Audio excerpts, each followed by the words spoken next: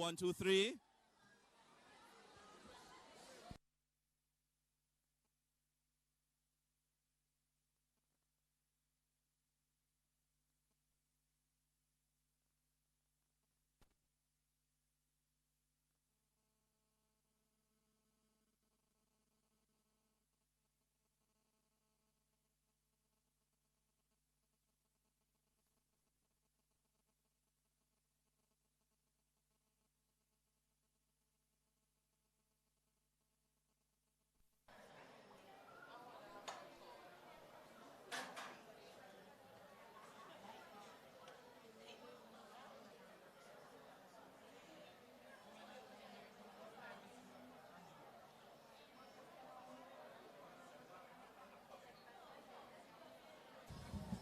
It's ready now. Geisel High School. Let's be quiet. I know we're excited. I know many of you have started to take out your phones to take pictures of the Prime Minister, to video record. Now, our most honorable Prime Minister, Andrew Holness, is here. He's accompanied by our Member of Parliament, Ms. Carencia Morrison. There are several other dignitaries here from the office of the Prime Minister and persons in government. Can you please put your hands together and give the Prime Minister and his team the Geisel High School welcome?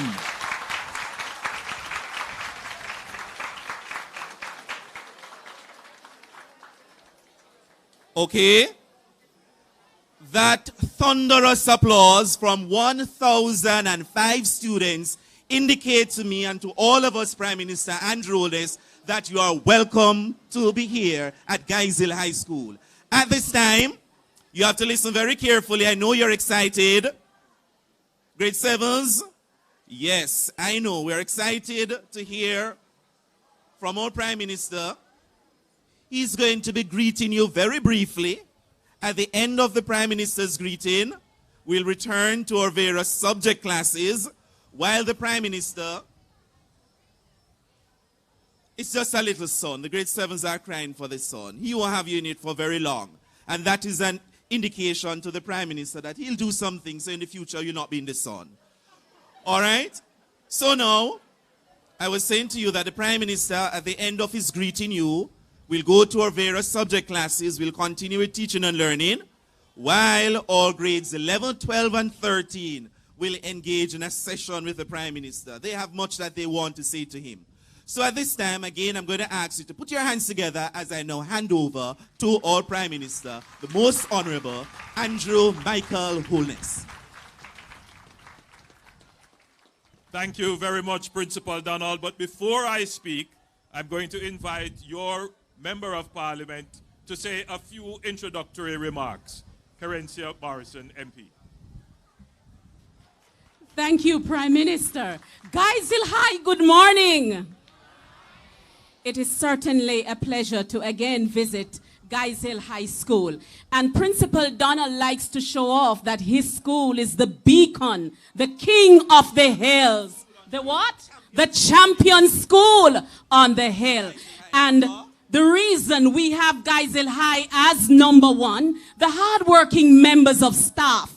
You know, the Prime Minister's team was saying, what a clean school compound, what a way the children are orderly and disciplined, and I know that that is a credit to the hard work of the staff. Now, it is with great pleasure that I welcome Prime Minister of Jamaica, hardworking Prime Minister, champion Prime Minister. I will not call him Brogard today, but we know this is our Prime Minister who believes in education and who believes in youth. Prime Minister of Jamaica, the Most Honorable Andrew Michael Holness.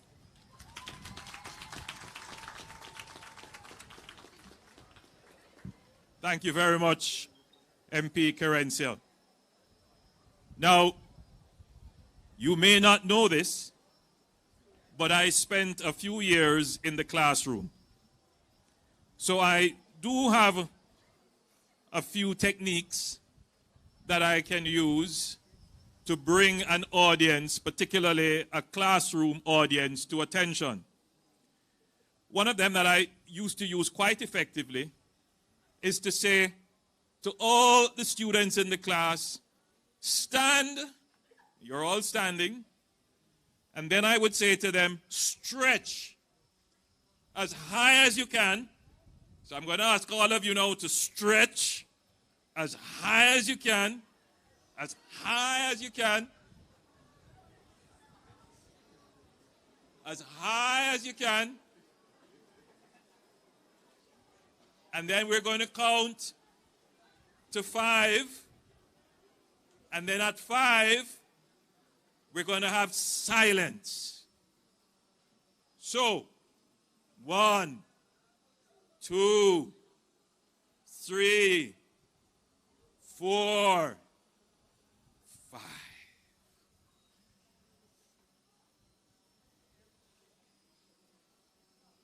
It's good to be with you at Geisel High School. You're all looking so beautiful, well-dressed, orderly.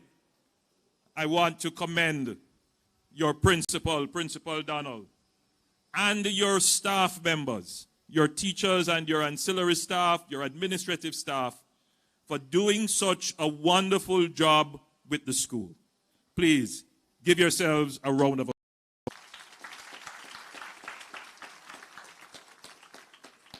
I can know when a school is doing well. First of all, as you enter, noise is controlled. Secondly, as you look around, the school environment is clean. Thirdly,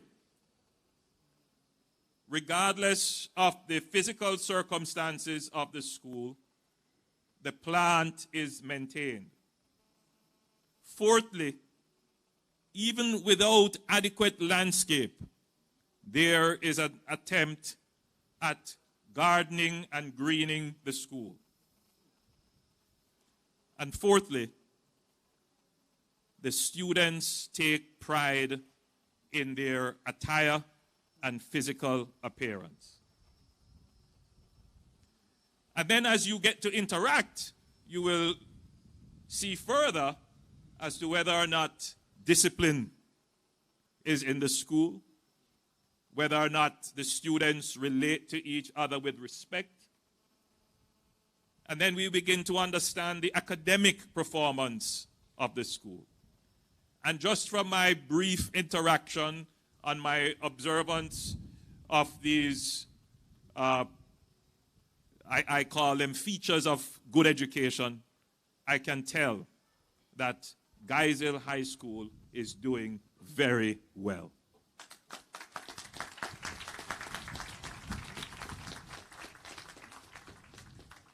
I'm here today to speak with your sixth form, which I hear is doing exceptionally well. I gather that since we had introduced the career advancement program and now the sixth form pathway, that your sixth form program has expanded. This is good news. This is, in my mind, an example of a successful policy in education. The policy of the government is to extend the number of years that our young people stay in school. Now, no policy is perfect, and there is always room for improvement. Certainly, before I'm even asked, I will say up front that I am aware of your space constraint, that you would need a sixth form block. I'm being very careful, Mr. Principal, you didn't ask for it. But I know when we go into the private meeting, you're going to ask me for it. But it is something that we will have to look at very carefully as to how we expand the school. But what is clear to me is that your school is attracting our young people for further development of their education, and the government stands ready to support this. But my message to the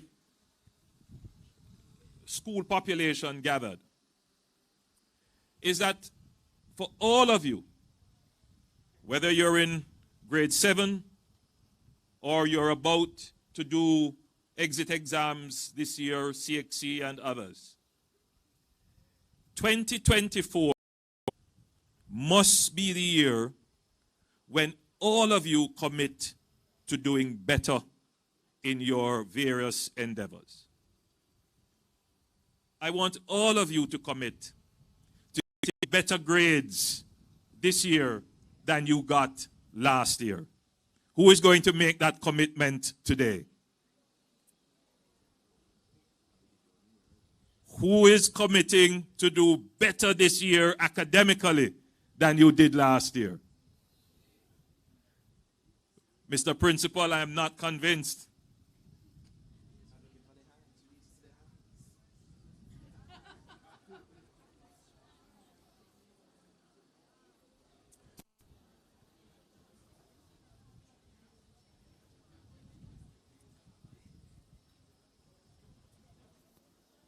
It was not so long ago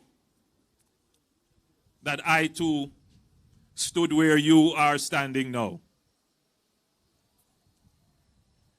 And I can remember my time in high school. It was a fun time. It was a good time. And I want you to enjoy your high school experience. I want you to get as much out of it as you can. But when I reflect on my own experience in high school, you know, I said to myself, if I had only paid more attention to my Spanish teacher, I would be fluent in Spanish today. And when you graduate from school, you're going to have the same experience.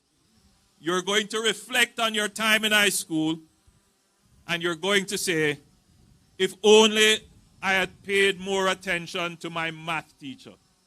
If only I had paid more attention in my geography class, in my accounting class, in my English class. And there is a reason for that. That as you progress through life and you encounter challenges, you will have to fall back on the education that you receive. And any gaps or shortcomings in your education, you're going to find it more difficult to deal with the challenges of life. So I'm here today to say to you, the general student population gathered, I want you to commit this year to being more focused on your education, to participating more in your school activities. I want you to commit, the entire school population of Geisel High, to do more in 2024. Are you going to commit to that? The second thing I want to say to you is that young people today are being bombarded with all kinds of negative messages and images in social media. I see people with their smartphones making small videos of this, and today everyone is a citizen journalist. And that's fine. But we know, the science is clear, that the unfiltered information that our young people are being exposed to is having an impact, a negative impact at that, on our behavior. It is the case that the information that we are being fed is making us more susceptible and permissive to violence. And we have seen last year several unfortunate incidents of our young people being either perpetrators or victims of violent acts. Thankfully, I have never heard of any incident at Geisel High School making our national news, and I want you to continue in that vein. But I want you to make an even greater commitment. As students, I want you to commit to peace. That if you find yourself in any form of conflict, if someone does you wrong, if you feel you have been unfairly treated, if you feel you have been violated or dissed in any way, that your first response is not going to be a violent, aggressive, anger, or physical response. That your first response is going to be, let us try to reason it out. Let us try to talk about it. Because in 2024, we're going to make this the most peaceful year that Jamaica has experienced. And that peace must start in our schools. It starts with you. So, to the wonderful students, the bright students of Guys Hill High School, thank you so much for your attention. Thank you so much for your hospitality and the lovely reception. God bless your school and your teachers. God bless you all, and thank you.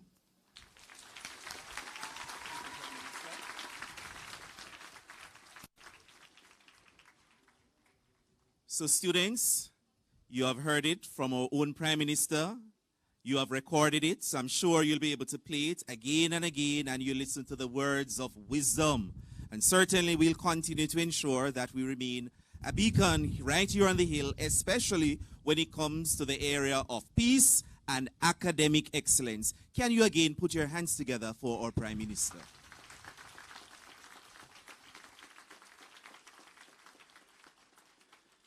So you have waited patiently, you have seen him, you have heard him, you have also heard from our Member of Parliament. We're going to be continuing with the business of education while the Prime Minister, or grades 11, 12, and 13, they were nicely seated in the auditorium. So they have not seen our Prime Minister yet, they have just heard him. So they are going to be having this intimate moment, a close-up moment with the Prime Minister to have their rap. So at this time, those students who are on the C block, I'm going to ask those students on the C block to just move to your classes now. So we are in the session, so we are continuing. We walk on the right, the rest of us will remain in place. We'll remain where we are. Those on the C block, you'll move. So teachers, please assist them to move as briskly as possible to their classes. While that is happening, those under the foyer right down where the nurses, you may also move to.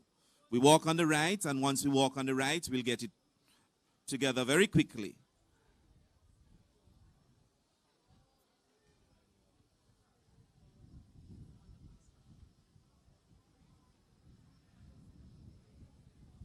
Grade 10s, you realize you'll be the last to move today.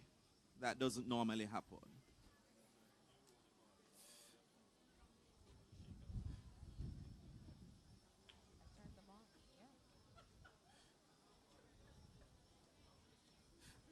Ms. Hyde, if it's necessary for some to use the administrative block, you may just do so to walk so that they are able to go as quickly as possible to their classes.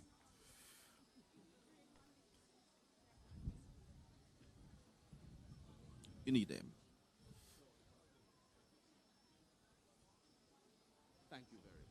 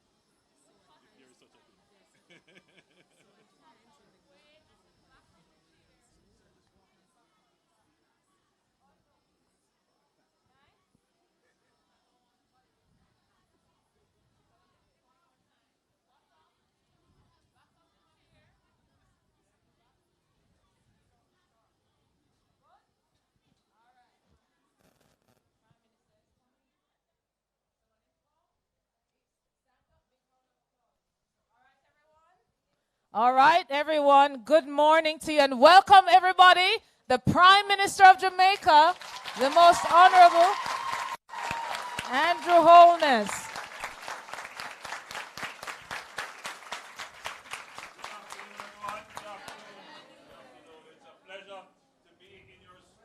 Sorry, I'm blocking you, right? Thank you so much. You may be seated. Prime Minister, you have with you this afternoon the beautiful, talented, very hardworking 5th and 6th formers of Guys Hill High School. And Prime Minister, the motto of the school is creme de la creme, which means these are the best of the best. And Guys Hill has a couple of things that they say. They talk about excellence, patience, energy, dignity, integrity, honesty, performance. Those are words, Prime Minister, that you encourage because these are positive words that engender a good citizen. And as you said to the rest of the school population, they want to hear it again here, but a little bit more, your message of the focus that we want for you to become good, strong citizens of Jamaica. I'm going to tell you more about what the Prime Minister said, but your principal, Mr. Donald, will open with a few words. It's on. Thank you very much, our MC, Press Secretary, Ms. Francis, Prime Minister Holness, or Chairman of the School Board, or Member of Parliament, my student leaders, my teachers who are in here, along with my grades 11, 12, and 13. Good afternoon. Indeed, you have assisted me in welcoming the Prime Minister and his team here today, joined by our own Member of Parliament from Northeast, St. Catherine. Prime Minister, we're sure that your being here today is not coincidental. It's quite purposeful.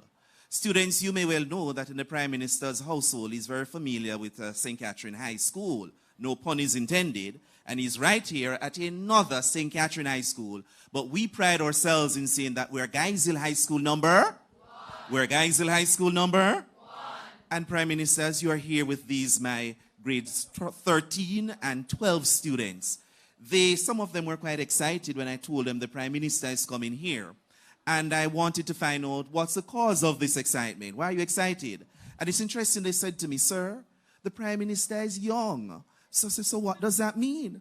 When he comes here, he will understand that we need a block. We don't need to be sharing your cottage with you, sir. So I said to them, not only is the Prime Minister young, but the Prime Minister is coming to a school headed by a young principal. So indeed, we'll be able to have that. So Prime Minister, inside here are also the grades 11 children, and they're excited to have you here too. This is supposed to be our auditorium.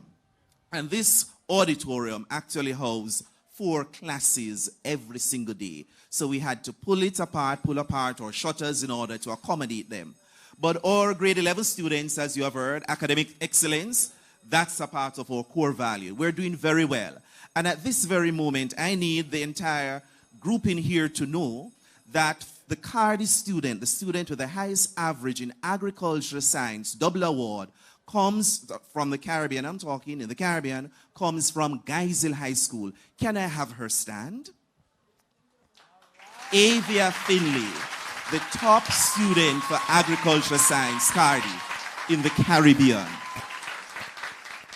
So, and that's just, thank you very much, Avia. That's just one of our success story. We are doing very well on the CSEC and CAPE National Merit List in a number of subjects. We have them listed behind on our billboard. And finally, I say that next week, we have been invited, Jamaica Teaching Council has invited Guys Hill High School to actually partner with them at the Forum for Innovation in Education. And interestingly, at the National Arena next week at this forum, we are going to be showcasing some of the things that we are manufacturing here. And we understand the importance of manufacturing when it comes to GDP and the growth of our country. So we'll be manufacturing, and we have actually done so. Today we were selling some. If you were here a little earlier in our lunch break, you'd have been able to sample our boys' protein punch. We're making that here at Guys Hill, along with aloe skincare lotion. So we're having those innovations. So Prime Minister, you are here. We're happy to have you here. Our students are happy to have you here. We look forward to you rapping with us as you speak with us, and our students will be motivated, and that is why they are seated so nicely, just awaiting the opportunity to have this one-on-one conversation with you. Thanks again for being here, Prime Minister. Thank you so much, Principal Donald. Give him a round of applause, everyone. With us at the front, too, if you keep applauding, your chairman of the board. You know, the schools are very critical, and boards at the schools critical in terms of your welfare. Mr. Oswald Williams, everybody, give him a round of applause. And of course, you have your head girl, your head boy, and of course, the member of parliament. I don't know if Mr. Williams just wants to take a minute to say hello to you and greet you as students. Mr. Williams. Welcome to Geisel High School. I'm very glad that the PM has made it his effort to be here. Have you seen him? You were sitting inside while you were speaking outside. Have you seen him? He's right here. Up here. He's right here. So welcome, and I want you to welcome the PM and to be of your best behavior. Thank you. Thank you, Mr. Williams. And now, your member of parliament. She's doing a fine job in terms of going around and making sure that your welfare as students taken care of. There are some things that she told me earlier regarding just what's going on in the community, in the school, regarding all the access to amenities that need to be made here. And the principal will tell you as well what's been happening and the fine job she's doing. Ladies and gentlemen, please give a round of applause to Ms. Carencia Morrison. Thank you so much, Press Secretary, Ms. Naomi Francis, and I identify with the greeting sufficiently established by Principal Donald, except that I will say a very special welcome again to the Most Honorable Prime Minister of Jamaica, the Honorable Andrew Michael Holness. Now, students, forgive me if I refer to him as my Prime Minister. That apostrophe will always be there because I know he is a Prime Minister who believes in youths, who believes in the core values of nation building. And so without attempting to rain on the parade that is all he is today, I will only say that in 2016, when I was told that I was going to be appointed as a senator, and I wondered, this awesome responsibility, this sense of achievement, I wondered how come. I pinched myself and I asked, are really me? Me? I am going to be appointed? And then the answer came. I have a prime minister and the leader of a party who believed not only in youths, but in persons who strive, persons who are ambitious, persons who are determined, persons who are from humble beginnings. As you, many of you here, are from humble beginnings. You don't have a prime minister who hype, who show off, who born rich, who stush. He know about life. He know about dumpling and butter.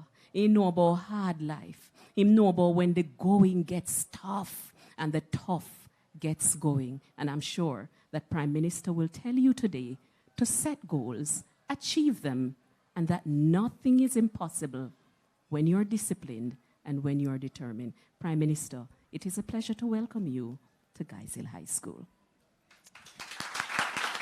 MP Morrison, you said it perfectly well. The Prime Minister understands what it is to grow up and have a hard life, but through determination, hard work, he gets to success. So this year, the Prime Minister has a singular focus, and he's been saying it over and over again. The great thing about repetition is that every morning when you wake up and you're trying to get to school, I'm sure you have a parent or somebody in your household say, hurry up because you're going late, or hurry up because, or your teacher will come and say, listen, you have to do this right. You have to turn in things on time. The importance of repetition helps you to build your character. So this year, the Prime Minister says, let us focus. Focus does a lot of things for you. It helps you to achieve your goals. Because if every time you have something to do and you go off, it takes longer to get to the goal that you have. So if you're doing homework and somebody calls you to do something else other than your homework, you're going to take a little longer to do that homework, right? Your Avia, who came third, is it, in the entire Caribbean? First, I beg your pardon, in the entire Caribbean in agricultural sciences. She was focused in what she did. So this year, the Prime Minister says, let's focus on a couple of things. Productivity. And don't think that it's for the adults, it's for you. How am I going to be a productive student and a productive Jamaican? He's going to tell you a little bit more about that. And then we have a problem with, how do we get to peace? What do you see peace being? Why is it that we're so rough and not so tender with each other? He's going to talk a little bit about that today. And then here's the thing. It all leads to success. And that success, some people call it prosperity. Some people call it wealth. And wealth doesn't have to mean money in your pocket. Wealth can mean how you stand tall, how confident you are. And so, ladies and gentlemen, it gives me great pleasure to welcome your Prime Minister, who stands tall, who is confident, and who has a vision about your future, that later on, when he and I are old, and the rest of us adults here are old, that we will feel confident that you have a Jamaica, that you can take good care of us. Ladies and gentlemen, welcome your Prime Minister, the Most Honorable Andrew Holness. Thank you very much, Naomi. Thank you, Principal Donald and MP Kerencia and Chairman Williams. And I didn't get the name of your head girl. And head girl Smith. Now, you would have heard me say outside that I spent some time in the classroom. So I know a little bit about how to manage the attention of students. So, and you know, it wasn't so long ago, as I said, that I too was in sixth form, and some dignitary would have come to address the audience, and there would be 1,000,001 thoughts in my brain, including issues that I have to treat with personally, schoolwork, things at home, worrying about where your lunch money is going to come from, all kinds of things running through your mind right now. Or, you know, you may have stayed up late watching Netflix last night and you may be a little bit tired. Or you just had to travel so long on the bus to get home that you just haven't recovered yet and your body is just saying, I want to rest. So there's so many things happening that will cause an audience to wander off into other thoughts. And so because I'm aware of that, that there is a limit to attention spans, a natural limit, then I will craft my comments to be within that natural limit. And the scientists say that for young people, the attention span could be from 15 minutes to 25 minutes. More 15 than 25. And it is in the first 10 minutes of a presentation that you're going to get the most out of it. So I haven't started my presentation yet. So I'm going to start my presentation to you now. But before I do, I'm going to ask you to focus right here. All of you, just keep your focus here.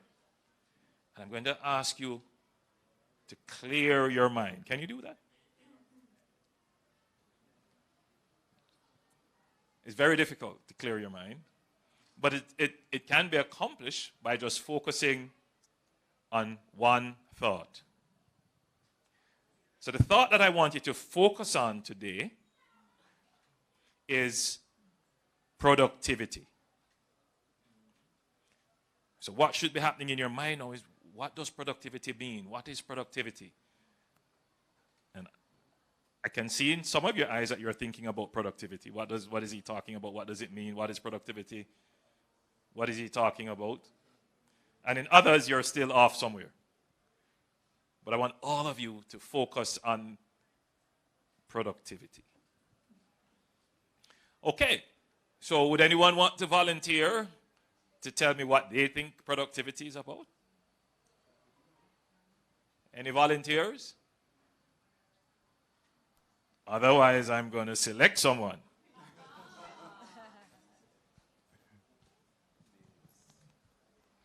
All right, I see someone who wants to tell me about productivity.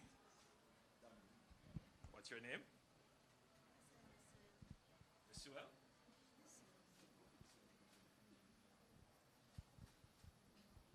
What do you think productivity means?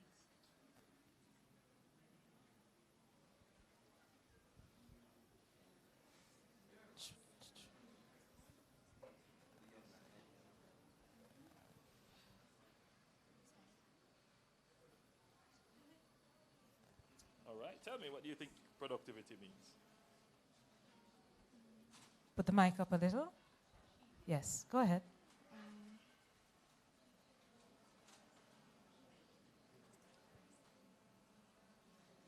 All right, so when we talk about to produce, what do we mean?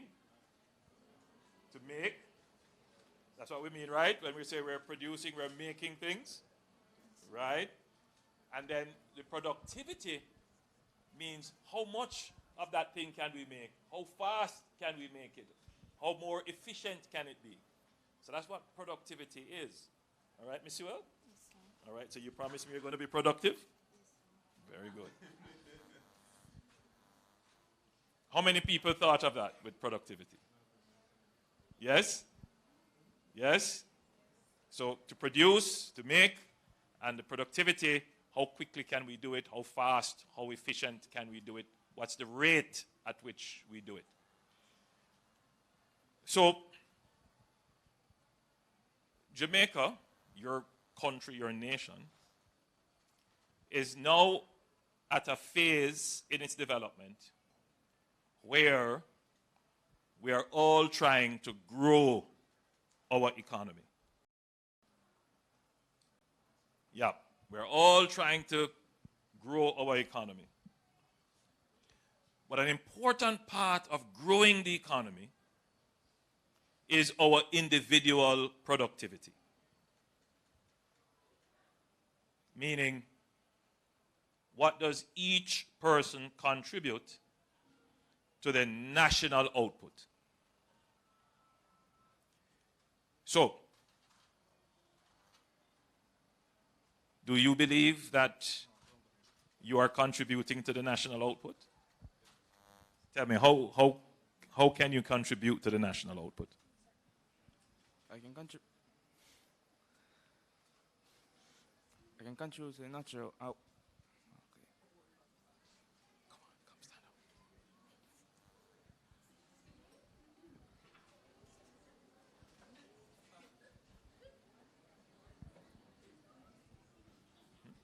up. Tell me, how are you going to contribute to the national output?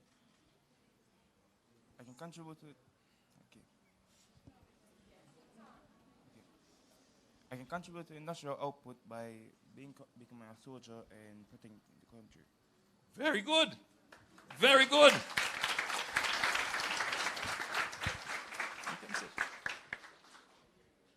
So immediately, he got to the core of the matter. That all of you here, every last one of you here, will contribute to the production of value in the country in some way. I didn't get your name. What was your name?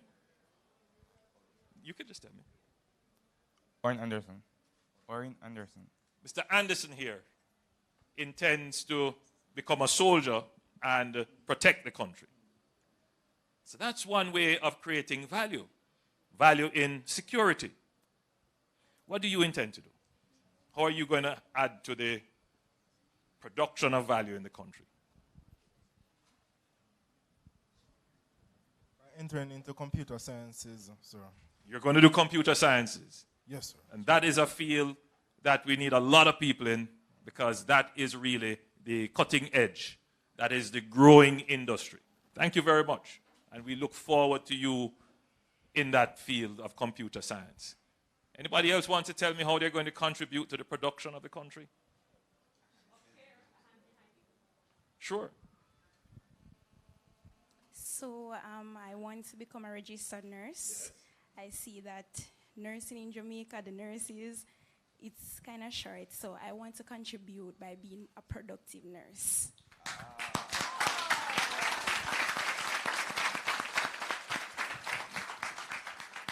So I think by now we are all getting the picture that the careers and professions and skills that you're here trying to develop, that will contribute to our economy, and it will all accumulate in something that we call the GDP. Anybody has ever heard that term before? You've heard it so many times. The GDP. You want to tell us what it means? GPS is GDP. GDP. The GDP. Anybody wants to tell me what that means? The GDP.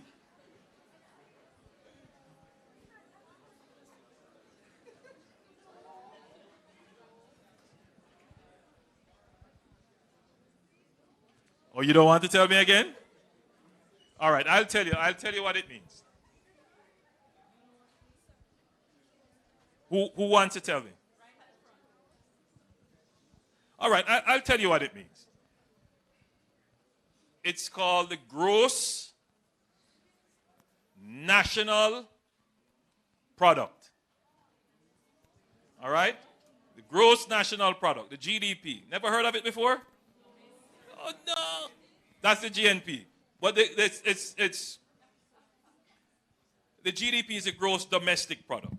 But when we talk about the total production of Jamaica, we also think about what we produce here and what our companies produce and own overseas. But the GDP is, yes, it's a gross domestic product, what we produce here locally. Now, I'm going through this exercise because I want all of you to appreciate that you are a part of our GDP. And what you do helps to create the GDP. If we want to grow the GDP, then we have to make sure that everyone who is going to contribute to the GDP produces more. So our national growth is dependent upon what each and every one of you here will do. Let me give you a perfect example of what I'm talking about. Just today, or yesterday, one of our research institutes released the findings of a study that they had conducted. And essentially, what they're saying is that for Jamaica to grow, we need to overcome shortages and gaps in our labor market. Now, all of you here will join the labor market in another year or so. Yeah. Essentially, yes. Because most of you here would be about 16, 15, 17. There you go. So once you graduate from high school, if you are not registered into further education, and even when you are registered in further education, you could potentially join the labor markets. Most of you here would have to be seeking employment. Isn't that the case? Some of you, most of you, are going to be seeking employment. So the study essentially is saying that Jamaica at 4.5% unemployment, which is the lowest ever in our history, it means that people who are seeking work, most of them are employed. Only 4.5% of those seeking work haven't found employment as yet. That's a good thing. It means that when you graduate, the waiting time for a job is going to be less because there are so many jobs out there seeking persons to be employed. But there is a challenge. And the challenge is that we have students clearly leaving high school, but they don't yet have the skills to fill those jobs. So, Mr. Principal, I know that part of your role here is to make sure that your education that you give your kids here, that it is aligned with what industry needs. But even so, at your age, you wouldn't have all the skills. You couldn't leave here and become a sous chef right away. You couldn't leave here and become a computer programmer right away. There needs to be more time for you in the education system to refine those skills. Or you could develop those skills through some program of apprenticeship or internship in a company where you work and learn and get certification. But the challenge is that there are so many jobs coming up that require certain skills, particularly technical skills, and we don't have enough persons to match those jobs. And so there is a call emerging from firms, from companies, to say, until we have those skills, we should allow persons who have those skills overseas to work in Jamaica. Now, one of the reasons why we don't have the skills, Mr. Principal, is that some of these very students here will get their education at Guys Hill. They will go on to UTech. They will go on to University of the West Indies or one of the other universities. They will develop these important skills. They will go to Hart, and then they will migrate. Isn't that the case? If I did a survey in here, I would see a significant percentage of persons who intend to migrate. Isn't that true? Even if you can't migrate, but it's still your intention.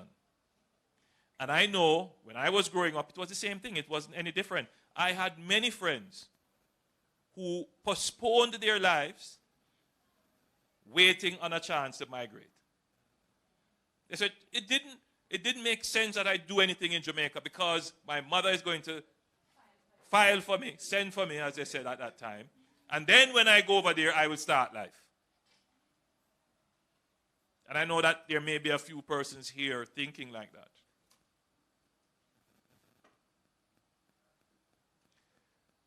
Now, imagine that this has been happening for 40 years, where we are training students in schools just like this, and a significant percentage get their subjects, get qualified, and then migrate. So what happens to Jamaican businesses? What happened to the computer scientists that should be here helping the businesses here? What happened to the production of that computer science? What happened to the production of that nurse and that soldier? What happens to our healthcare system? What happens to our national security when the people leave and we don't get the value that they could create? The gross domestic and the gross national product that we produce is reduced. The potential is reduced. Because if it is you, the people, who make the production, then if you leave and go and produce it for another country somewhere else, what happens to your own country?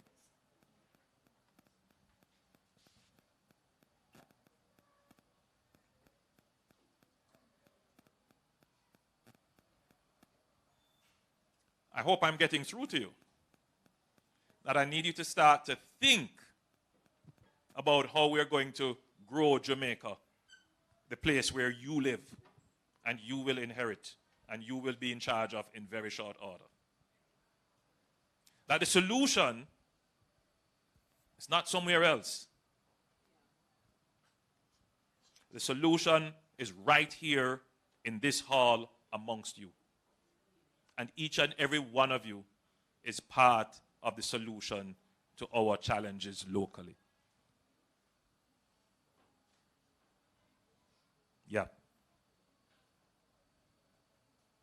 So, yes, the studies is saying that we have gaps in our labor market. We just don't have enough labor, skilled labor, to supply the economy. So what is happening is that businesses have seen certainty in the economic environment, meaning that they say, yes, the tax policy is good, the fiscal incentives are good, and therefore I can take up money and build a factory.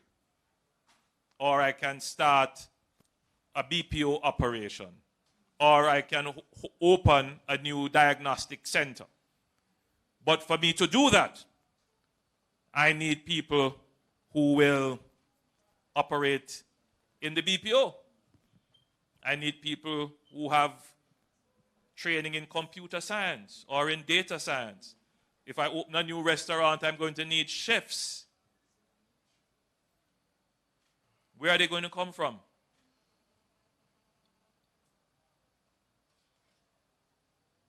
So that's where we are. Our economy wants to take off. People want to invest. We have 3 or 4 hotels being built right now that will give us close to 2,000 rooms easily. But we just don't have enough staff to operate the hotel. For every 1 tourist, we need about 2 or 3 staff for some hotels. How many of you here are studying hospitality and hotel management? It's a big field. And we need people in that field. Good. Good. So, you are the first generation of students in a long time, that will be entering an economy locally where you will be quickly absorbed. Quickly absorbed. But you are also the first generation in a long time that will be able to expand the GDP of the country by virtue of your production. Now, it's one thing to get a job, to turn up, sit at the desk, and as the clock strikes 5, you get up and you go. And that's the mentality of many persons. I'm just doing what is necessary to be paid, and that's it.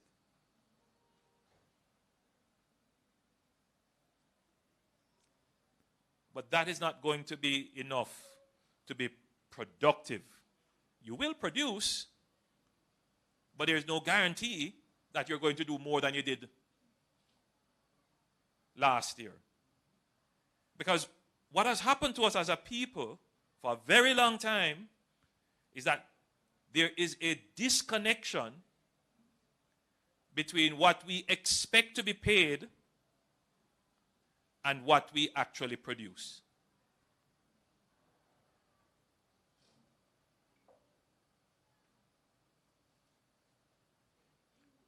I don't want this generation of Jamaicans to go out into the labor market with that mentality. Because if you were to migrate and go somewhere else, it would be a totally different mentality.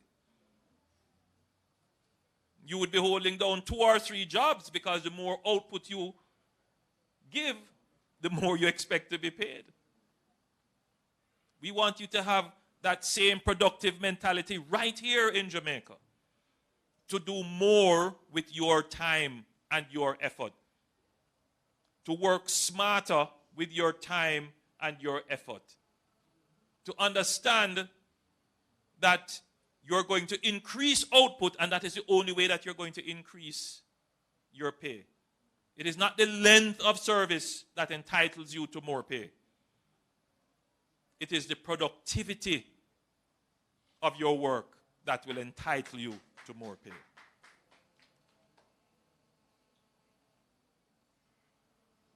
This is a very important principle that we need this generation to have if we're going to truly grow our economy. So, each and every one of you here must consider yourself an agent of growth. And you have to promise yourself, and you have to promise me, that you're going to use your time here at school in the most productive way.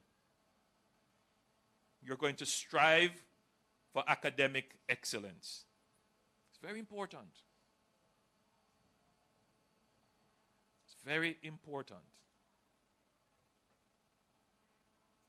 Pay attention to your schoolwork. Give it priority. Do the best you can do. Because that is what is going to give you greater access to better opportunities in the workforce. The other thing I would say to you here,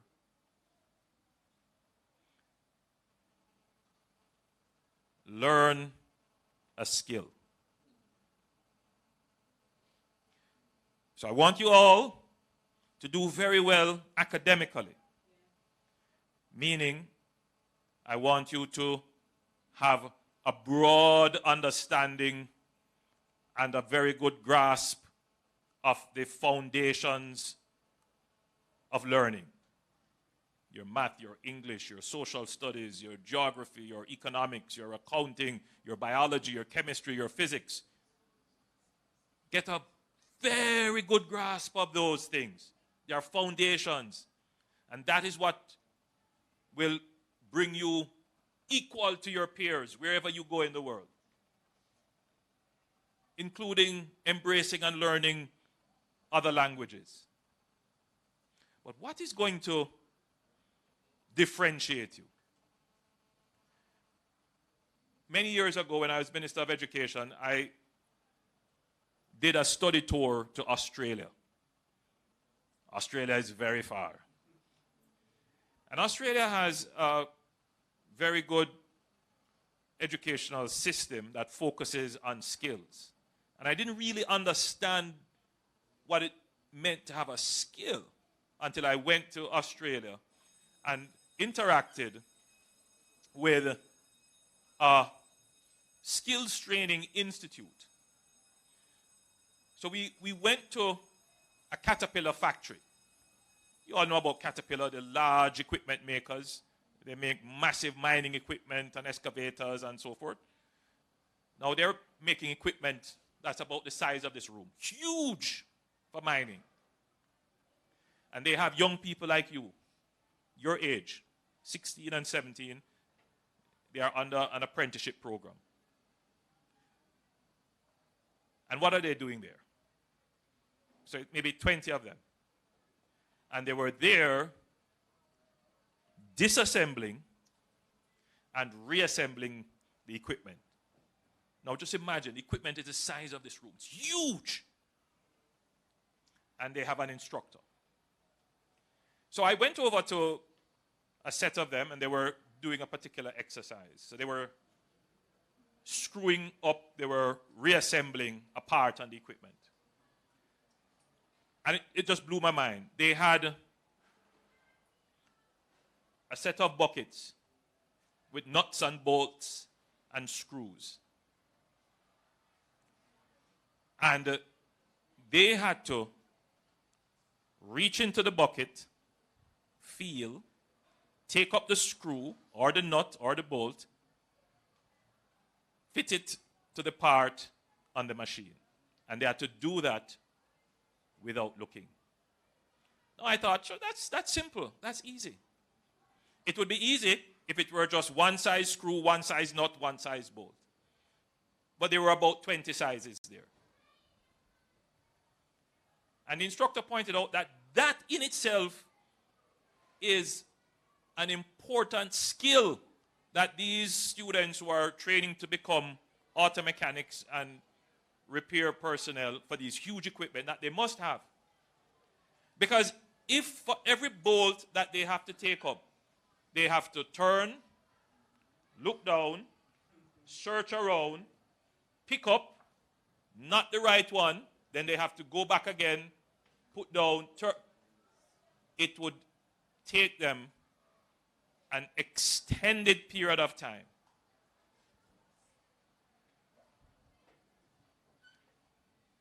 To reassemble the machine compared to doing this. It's a skill. It's something that they have to do over and over, repeat it until they have developed excellence in it, till it becomes muscle memory. That they do it without thinking about it. What are you going to learn to do that you don't even have to think about it? It becomes part of you. What are you going to learn to do that you can do it so quickly that nobody else can do it as quickly as you can? That you're going to do it to a level of excellence that when people look at it, they admire you for your work. And that is a skill.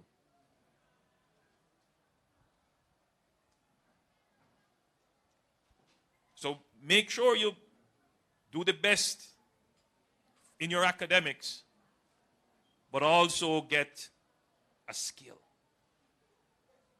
Very important in today's world. So whether it is you're going to learn masonry, carpentry,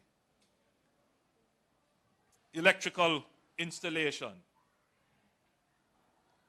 mechanical repairs, computer repairs, painting, plumbing, all kinds of skills are needed in the Jamaican economy. Operating cranes, forklifts, excavators, all kinds of skills are needed in our economy. And not just to say, yeah, I can go behind the steering and steer the equipment. But we need people who can do it well, quickly, efficiently, and safely. And in this room, I know we have the potential skills here, Mr. Principal. And we need you for our economy. I'm happy to hear that Letitia, what's your name? Avia Finley. Come, Avia, join me here. That Miss Finley is developing quite a skill in agriculture. That you are the #1 student in agriculture in the Caribbean. A double award. Oh, we're so proud of you. And you're so humble. All right, you may. But that's what we want. And it is right here in this room. We want you to develop the skills that will help to grow our economy. That is what we want from you. So I'm hoping that my talk to you today will start to turn your mind into thinking about what your future will be, how you will be able to have that great future, and how you will contribute to building the output, the GDP, the production, the productivity of our country. Geisel High School must contribute to the economy of Jamaica. Now, the principal again pointed out to me that he has been so faithful in supporting the sixth form policy that he has taken on more students than the infrastructure can hold. And he has had to improvise in order that you can get access to an education. It is not under the most comfortable circumstances. It's not. I understand with these partitions, they are not sound dampening. And so it must be incredibly difficult to have one class here going and then another class going, the distractions that can happen. And that will clearly diminish the learning that takes place here relative to whether if you had a facility that was purpose-built. And we understand those challenges. And we're going to look at it. I can't make a commitment here today, but we're going to look at it. But the commitment to improving the conditions of not just Geisel, but of any school in Jamaica becomes an even greater reality when our GDP and our GNP grows. Because as it grows, it means there is more resources in the country to deal with these challenges, your education, your health care, the roads that we drove on to come here, the water supply system. For too long, we have believed that the revenue that is generated from the size of the economy that we have now is sufficient to deal with all the social problems of the country.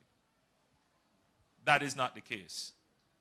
And the only way we're going to be able to deal with all the social problems and the infrastructure problems of the country is when we expand our productivity. And that expansion in productivity, paired with good governance, good fiscal management of the economy, and good social policies, we will then be able to treat with the issues that you have here. So as you are about to enter the world of work, I want you to remember what I have said about productivity. Help your country to increase its productive capacity, increase its output. And when you are well into the world of work, one day you will come back to Geisel High School and say, you know, I used to go to this school when it was a chalkboard that partitioned. And now, look at the wonderful sixth form block. You know how that was accomplished? It was accomplished because the economy grew and the government was able to make the allocations. So that's my message to you on productivity. Briefly, I want to talk to you about peace. Peace. Because when I talk about peace, I know a lot of you are saying, but Jamaica is not at war.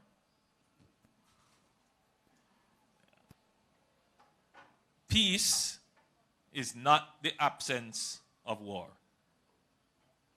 Peace is not the absence of conflict. Peace exists when your population embraces reason, restorative justice,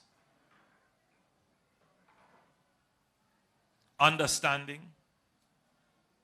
deference, forbearance, tolerance, love, and forgiveness. Are these values of Geisel High School? Or if someone pushes you, you swing and hit them down. If someone says a harsh word to you, do you respond with even harsher words? Do you escalate conflicts into physical altercations? Is that what happens here? No, I hope not. And we haven't seen anything that suggests that. How do we get Geisel's peace into the rest of Jamaica? Into our communities, into our homes. Today I'm told that there's another video of an adult physically abusing a child. I haven't seen it, and I really don't want to see any more. Because it's a sad reflection of our society. Again, you are the inheritors of the new Jamaica. And you have to take a tough stance against violence in your school, in your peer groups, in your communities, in your household. Both in terms of how you respond and how you influence your friends and peers to respond. Again, I encourage you to be agents of productivity and ambassadors of peace. Now, if you put the two things together, productivity and peace, you will have what we call prosperity. We will have a prosperous country, a country in which everyone can feel that their dreams, hopes, ambitions, aspirations can be fulfilled. So there are a lot of people who want to migrate to other societies that they consider prosperous because they feel that those societies, their dreams and aspirations, their ambitions and goals can be fulfilled. We have to make sure that you feel that your dreams and your aspirations and your goals and your objectives can be fulfilled right here in Jamaica. Nobody else from outside is going to come here and create that prosperous environment for us. We have to create that prosperous environment for ourselves. And you are a very important part of that. Each and every one of you has that duty, that role to play in creating the prosperous Jamaica. So, ladies and gentlemen, it was my great pleasure in spending time with you, in talking to you about creating our virtuous cycle of productivity, peace, prosperity. And more prosperity creates more productivity creates more peace creates more prosperity, and more prosperity creates more productivity creates more peace, and you can see the virtuous cycle being created. And that's what we want to do. God bless you, and thank you. Guys Hill High, thank you so much. Very intent. You know what? Normally people say you should clear your throat by doing this. No, you don't. I want you to take a big swallow and do something for me. I want you to repeat 3 affirmations coming out of the Prime Minister's presentation. Ready? Take a big swallow and repeat after me. I am the solution. I am the solution. I am an agent of growth. Beautiful. And finally, I am an ambassador of peace.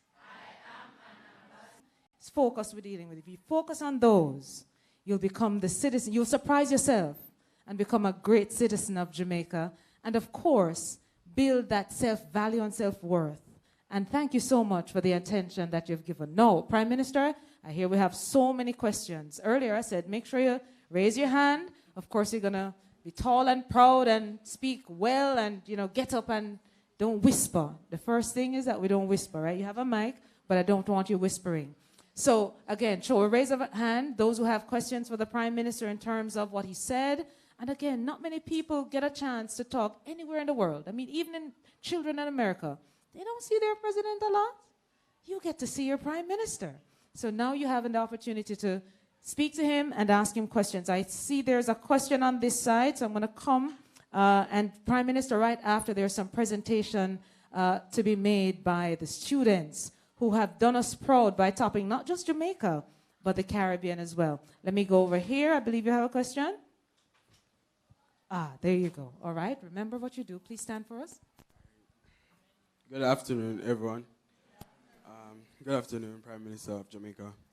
My name is Jardine Lynch. I am a senior prefect at the Guys Hill High School. I'm in grade 13, and I'm from the community of Ragsville, Guys Hill.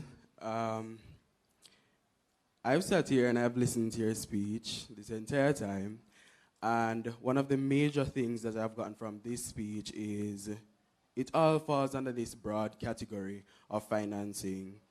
And my question, the question I want to pitch to you is, can you elaborate on the steps that the government is taking to increase the availability and accessibility of scholarships for students in underserved communities, for students who come from very diverse backgrounds, especially students in the rural area, for example, the Guys Hill High School?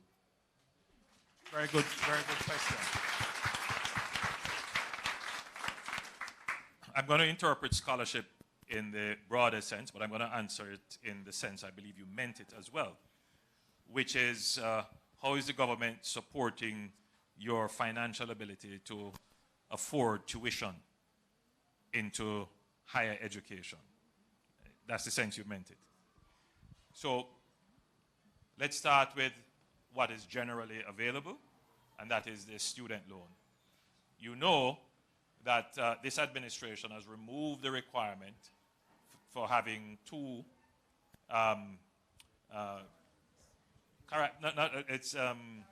guarantors. So now you only need one. But we are also actively considering removing this business of a guarantor.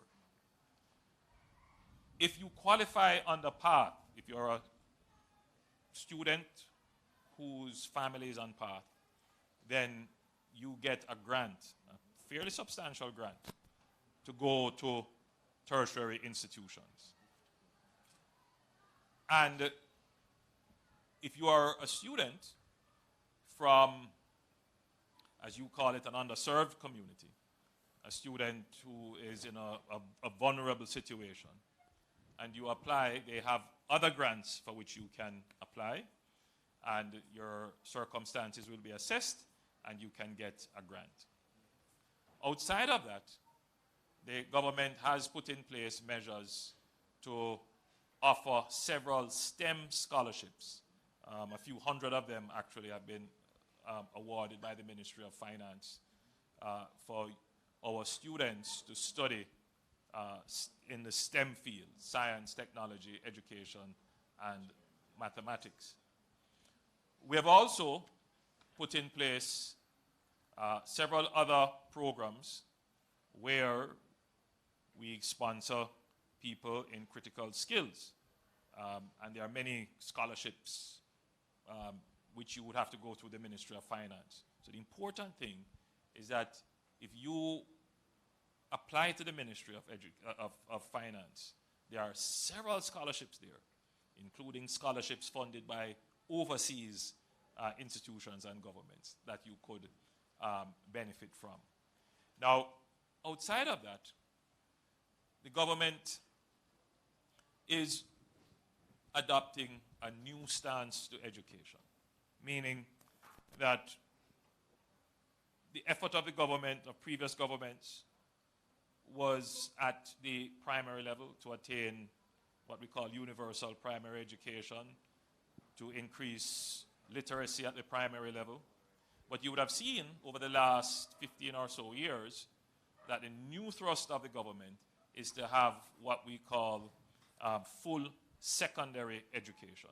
So we want to achieve universal secondary education, which would mean that all young persons who are of high school age, that would be between 11 and 16, should be in a high school. And so you would notice that we have done away with all-age schools, no more all-age schools, and junior highs. All the schools go up to 5th form, and all students get a full 5 years of education. So that means that the full pool of students, instead of leaving school, they used to say we out school at grade 9. That is no longer the case. All students go up to at least 5th form. But we have gone one step further. And you are the products of that government financing the expansion of education. In other words, 5 years ago, you didn't have a sixth form. You have the sixth form because the government has expanded the allocation, and our policy is that we want you to have, instead of 5 years, we want you to have 7 years of secondary and post-secondary education. So technically, all of you here have gotten a scholarship to sixth form. Yeah. That's what it is. And we will continue, as our budget allows us to do, to expand the sixth form opportunities right across the country so that more schools can have this. And as you turn out to be productive citizens and our economy grows, then we can increase our subsidy that we give to tertiary education so that more students can afford tertiary education. And that's what we're working towards. So I want you to understand your role in the government being able to provide. Because the thinking is that you are over here and the government is over here, and somehow the government has all the resources and not spending it. That is the worst thing that has happened to our culture, our thinking, and our country. The government can only spend what you produce, and you give authority through our democracy to spend. You are a part of the government. That's what it means to be a citizen of your country. And I want each and every one of you to take responsibility for your country in what you produce, in how efficiently you produce it, and how you participate in the democracy of the country. What we are doing here today is an example of you participating in the democracy, the governance of your country. So yes, the government has taken significant steps. In the practical sense, how you meant it, that is providing special financing for those who do well to enter and matriculate into higher levels of education. And secondly, the government expanding its expenditure to allow for universal access to higher levels of education. Thank you for that, Prime Minister. Really appreciate that perspective. And you know, you see the students listening intently, and some of them have their pens and papers out. So clearly they're taking notes, especially those who are going to be doing CSEC and CAPE, because responding creatively and infusing some of the responses that the Prime Minister has given could get you a good A, a good pass mark, right? And two, I know most of you have written down some questions to ask the Prime Minister. Your head girl called me and said, can I ask two instead of one? So allow me to give her the microphone. Do the same as well for others.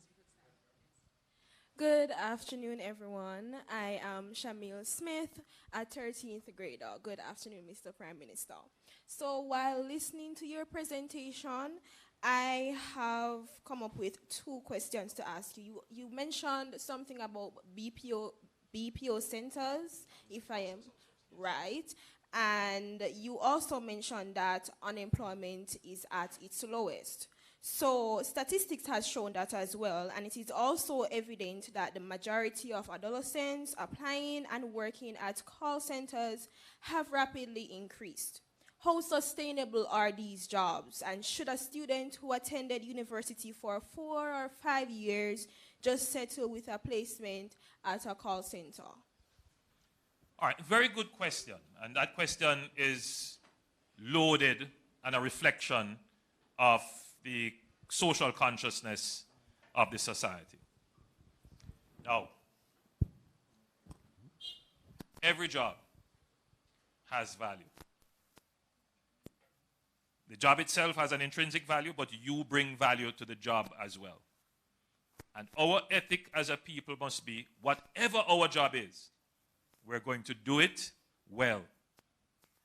It is in doing even the most menial job well that you build on top of that to get to the most glorious and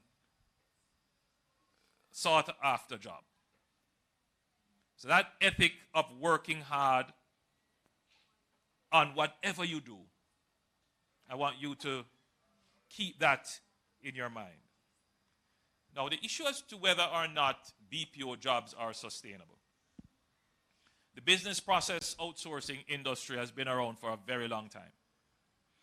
It is a recent addition to Jamaica's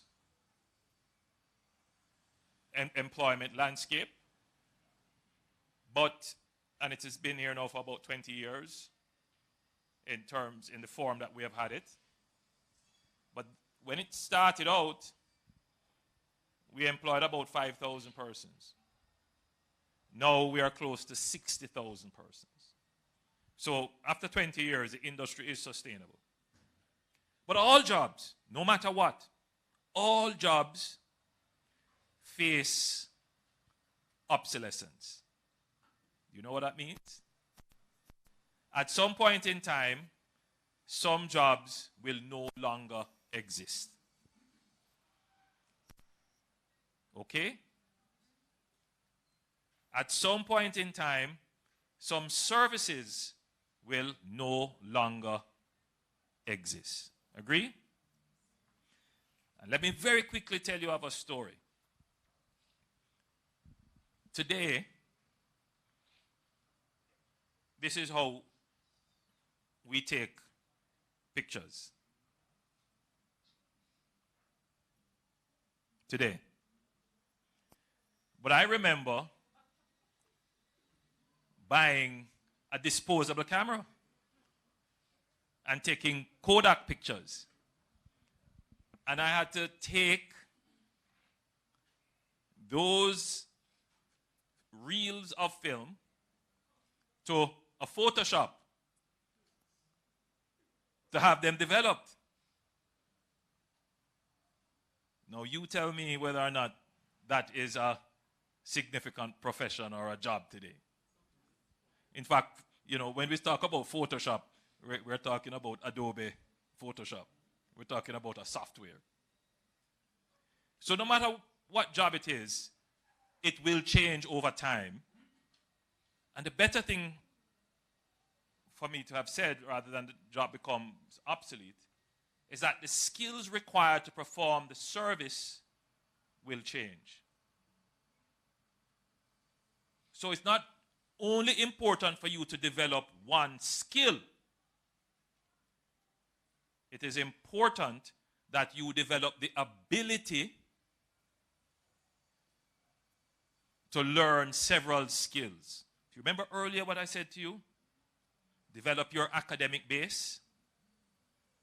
It is that academic base that is going to give you the knowledge for you to learn multiple skills. So yes, artificial intelligence and greater computing power is changing the landscape for business process outsourcing. It may very well require simple tasks such as answering telephones are no longer needed. You no longer need a human being to answer the phone and say hello. If you pick up the phone to call a bank in the United States, it is highly likely that you're going to hear a machine speaking to you. So yes, the skills required in the job may change. But the same person who we had answering the phone, that person should also have developed a skill in data analysis. Because they're going to need now to not just have someone answer the phone, but they're going to need someone to analyze what was the frequency of complaints from the calls received. So we need somebody who is trained in statistics and data science to examine the call logs and see what the problem was. And then the only time there might be human intervention is when there is an exception. So we need somebody trained in dealing with exceptions that happen as a result of analyzing the data. So there's not the case that human beings won't have a job. That's not the case. The case is that you need to be able to develop the skills as the technology changes. So you need to have a foundation in mathematics. Don't bother saying, no, I'll never use maths. Not true. You need to have a foundation in languages. Very important. So, I believe I've answered your question. Yes, the industry is sustainable. I have no challenges with the industry. It will continue to grow. But we need to increase the skill level. We need to upskill the industry so that as low-level skills become redundant and obsolete, that same labor force can be transitioned into other knowledge-based and higher-paying roles. Prime Minister, thank you so much for that. You know that the auditorium is quite full, and we have students even at the back who've been signaling to ask a question. So we have someone from the math club who is asking a question. Could you identify yourself and ask the Prime Minister? Good afternoon. My name is Kiana Wilson, and I'm a part of the grade 11 class. I have two questions for you, Mr. Prime Minister, and they are there any measures that the government is putting in place to reduce brain drain? And do you think our country will accomplish its 2030 vision? A very good question. Thank you. Very good question. So, on the first one, what do you think I'm doing here? One of the things we have to do is to appeal to you. I mean, I don't want to say to you, don't go overseas or don't leave Jamaica. That's not what I'm saying to you. Because I believe in our Jamaicans traveling and getting exposed. Because it is in getting the exposure that you widen and broaden your mind and your understanding of the world, and you increase your creativity and your innovativeness, and you are able to become a better person. So yes, I would encourage you to travel and embrace other cultures and see new things and even work in other countries. But I would also encourage you to come back home. And I would also encourage you to make a life here in Jamaica. So that's one measure. It's very difficult for governments to stop their population going overseas. You know, let's face it, the Vice President of the United States, her father is a Jamaican.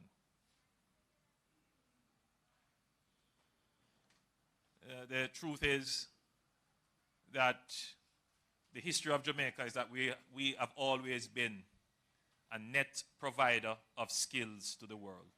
We are a net provider of talent to the world. Okay? And that is not going to change.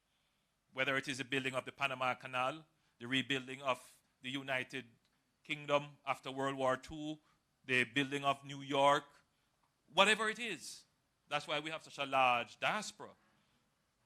But in a sense, it is also the reason why we have the challenges that we have. If you look at a country close to us like Cayman, almost half of the population of Cayman are Jamaicans. But it is some of our best talents. You cannot build a country without the talents of the people. And if our talents keep leaving, we're going to be in a deficit. So if you have to leave, I'm not going to tell you not to, but we need your talents here as well. So the other part of the question is, will we achieve Vision 2030? What is Vision 2030? Anyone can tell me? Vision 2030, Jamaica, the place of choice to live, work, raise families, and do business. And I like to say retire in paradise. How are we going to achieve that if all of you are overseas and all you do is send back remittances to support grandma? How are we going to actually build the computer industry here? How are we going to actually care for people in our hospital? How are we going to actually teach? And if our best talents leave, then what do we have? How do we increase productivity?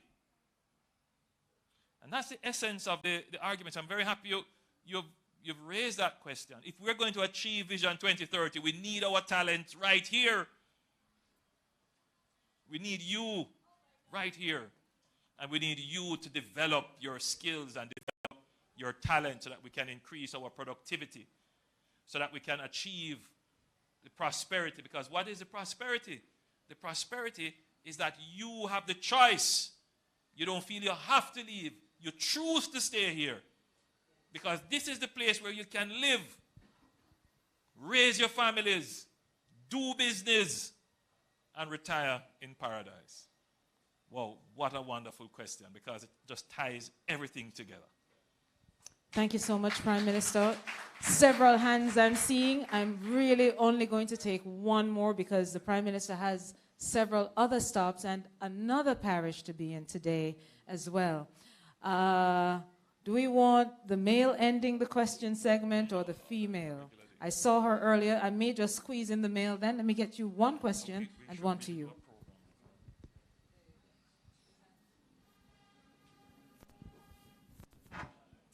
Good afternoon again, Sir Prime Minister. In the 2016 installation, you said, and I quoted, we are going to be able to sleep with our windows open or doors open. So my question to you is, however, how are we going to do that? What is your administration doing to curtail crime and violence in Jamaica? Again, excellent question. And you know, I've been asked about this question so many times. The idea behind asking the question is to say you have failed in achieving a promise or a commitment. Let me say this, that it must be everyone's dream to be able to sleep with our windows and doors open. We must never undervalue that aspiration. In the same way, we must not undervalue Jamaica being the place of choice to live, work, and raise families. It's an aspiration. Should we not aspire to it?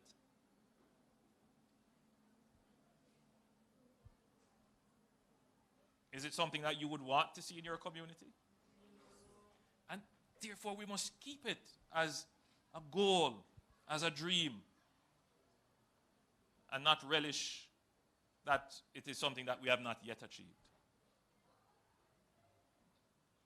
But having dealt with the motivation that sometimes that question comes with, a couple of years ago, during the pandemic, I had occasion to visit an elderly lady that I met through an engagement like this. And when I went to her community, it was somewhere in St. Anne. A group of people came out to see me, some of them farmers, teachers. There was a school principal and her students there, basic school. And one of them said to me, you know, Prime Minister, in this community, you know, we sleep with our windows and doors open. There are many communities like that in Jamaica, where people do have that level of peace, safety, and security. the challenge we have with crime and violence is pretty much like behavioral problems in schools. When I was Minister of Education, we did an assessment. Less than 1% of the school population accounted for behavior problems that disrupted the school. Think about it. In your classroom, who are the people that disrupt the classroom with bad behavior? It's not all the class.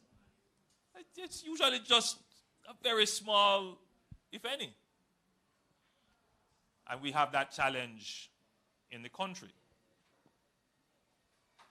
But the challenge has been there for many years, and it has been left unattended. And it has grown to a point where it has become organized. So we do face a problem with organized violence. So it's one thing that yourself and your neighbor has an argument and you end up in a fight, like we have seen happen before. The neighbor sweeps the rubbish and the rubbish goes over to the other person's yard. The person comes out and says, "You're sweeping rubbish over my yard," and they fight and machete is drawn and a life is lost. That's one form of violence. That's social violence. It's not organized, domestic. But we have another form of violence, which I didn't intend to carry into the conversation here, but since you have raised it, and that is gang violence. I hope none of you here are associated with, connected to a member of any gangs. Because the gangs are insidious. You might not even know that they are a gang. But their intention is to pull you in, to have you associated. And then they will ask you to do things that you might not even know is part of this bigger organized plan of using violence to secure economic gain. So they might say, secure economic gain. So they might say to you, stand on the corner and tell me, just call me if you see any police coming. And they give you money to do that. And you didn't even know that what you are doing is helping to inform the criminals when police is in the area. Yeah. Sometimes they will give you some money and they say, look, go to the bank and just lodge that for me. Or go to the Western Union and collect this for me.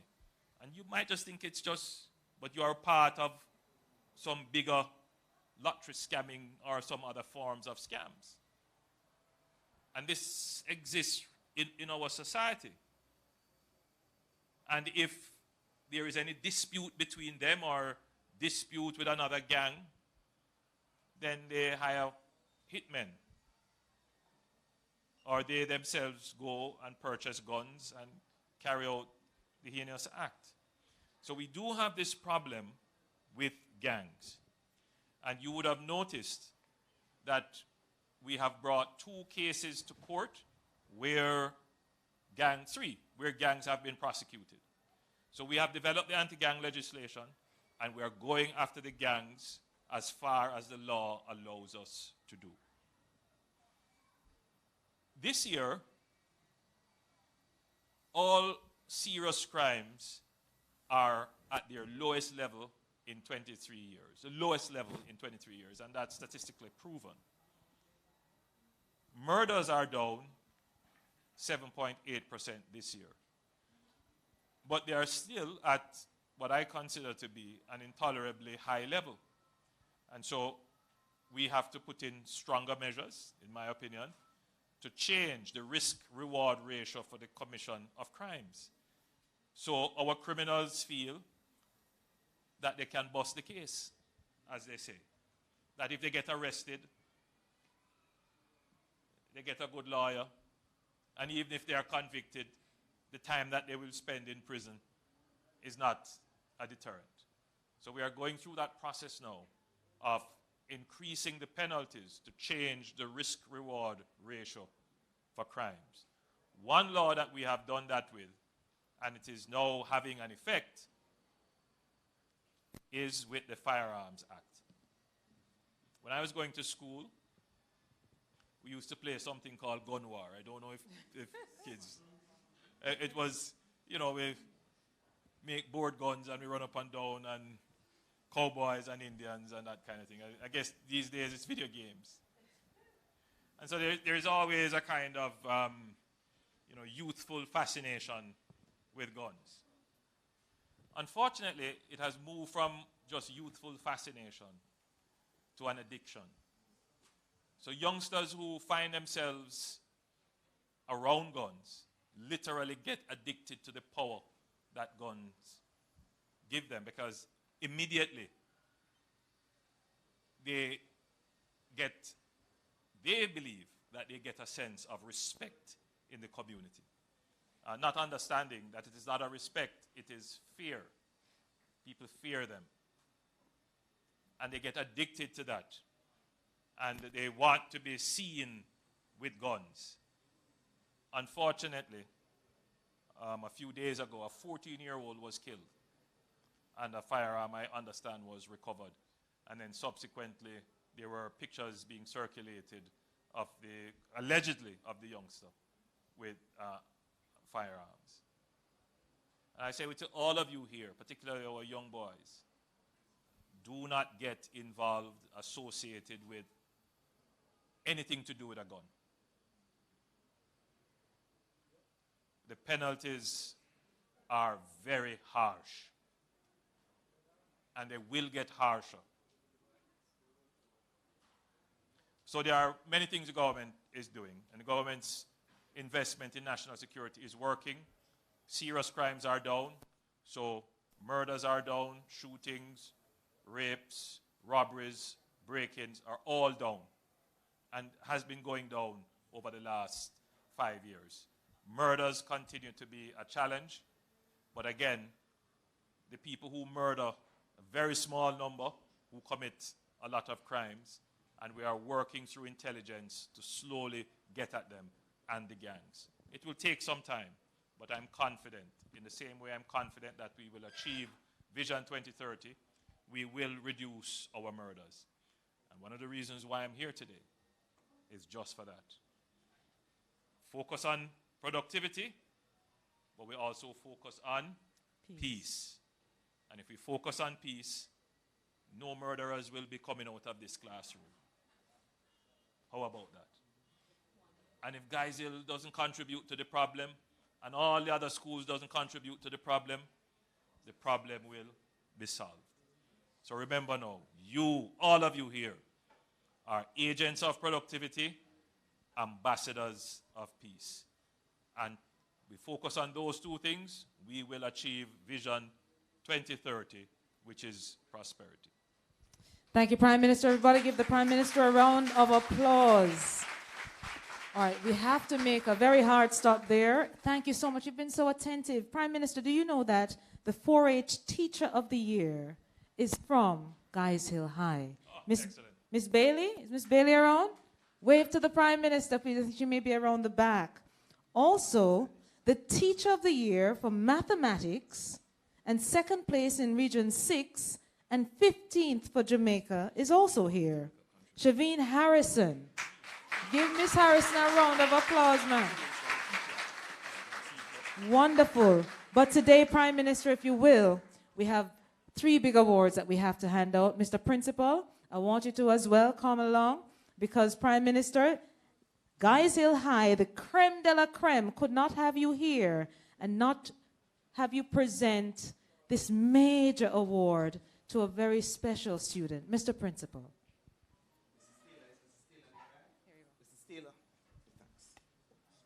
Can I ask Mrs. Taylor to join me up here, please? Mrs. Taylor.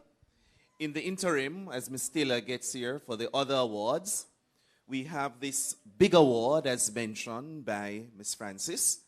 And this award, as you would imagine, students, we have been celebrating this outstanding student, Avia Finley, ever since her name came out on the merit list.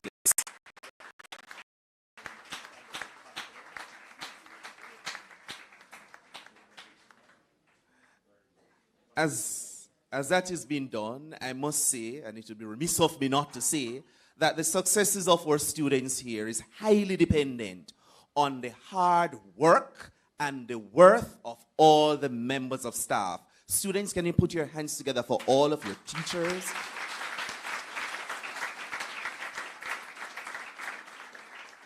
And as I say that, we are looking at agriculture. We're in an agricultural community. And the head of the science department and our agriculture teacher par excellence is none other than Mrs. Janet Taylor. She's right here. As we acknowledge Ms. Taylor, we have some awards here because we have a peasant farmer who lived in this community. He died, but his children has ensured that his legacy remains. And at this time, his grandson, Craig Gordon, is ensuring that the legacy lives on, and therefore the students who do very well in agriculture science at Guys Hill High School are awarded. And I ask now that Raven Harley, he's third place in the school that is, does very well, come forward to collect this award in honor of Mr. Franklin Redwood, a former peasant farmer in Guys Hill. And these were specially sent from a donor in Canada. As we acknowledge Raven for all that he has done and continues to do in agriculture, I'm now going to be asking that the presentation be made to Dahima Tucker.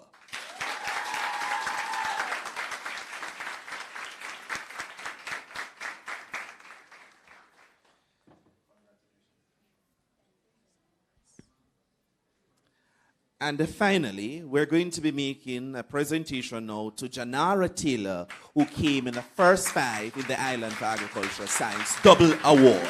And she's actually the daughter of Mrs. Taylor. I must put that in.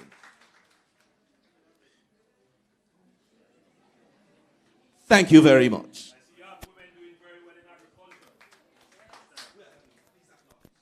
Well done, well done. Guys, give yourselves another round of applause, please.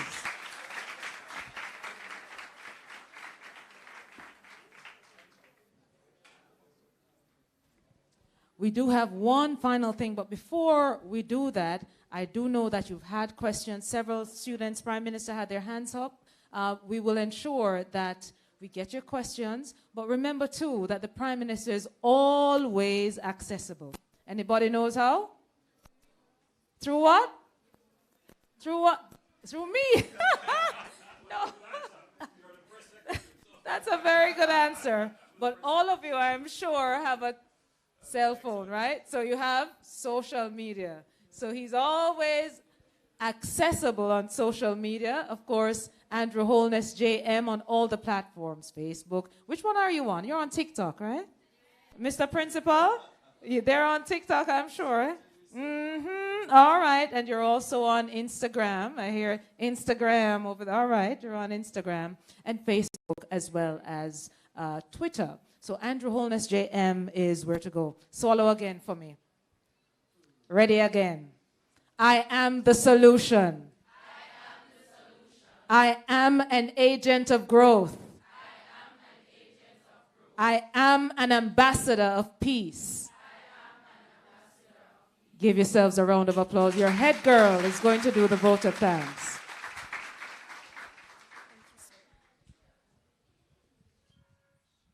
All protocols observed, good afternoon. It is with immense gratitude and great honor that I stand before you today representing the student body as the head girl of Guys Hill High School. On behalf of the students and all staff members, I extend my sincerest thanks to you, Prime Minister Holness, for gracing us with your presence and for your dedicated service to our nation.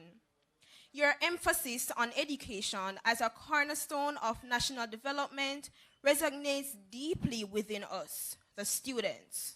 Your tireless efforts to improve educational infrastructure, promote innovation, and create opportunities for the youth reflect your vision for a brighter and more prosperous future. We, the entire Geisel High School family, look forward to creating partnerships and the possibilities of investing within our school community. Prime Minister Holness, your visit today serves as a momentous occasion for our school community. Your presence reinforces our belief in significance of education and youth encouragement in nation-building process. May you be thankful, sir, for your leadership, and may God continue to bless your leadership. Thank you. Thank you so much, Geisel High. Thank you for hosting us. The Prime Minister has another presentation to make, or Geisel, I beg your pardon, is presenting the Prime Minister.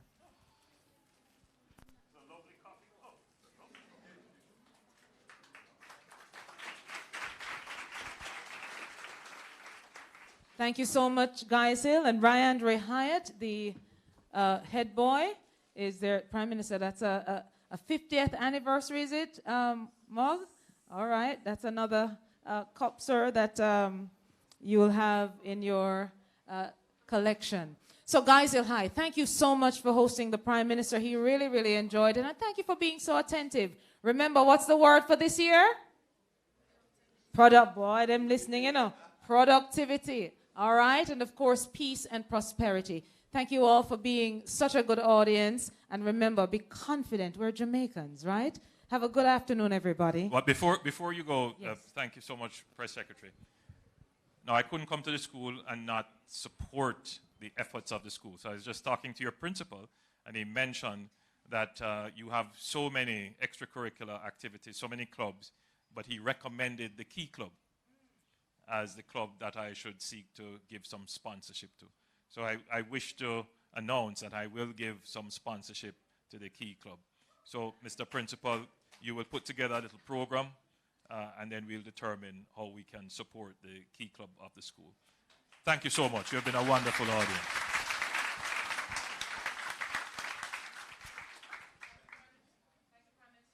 Everybody, take good care. Bye.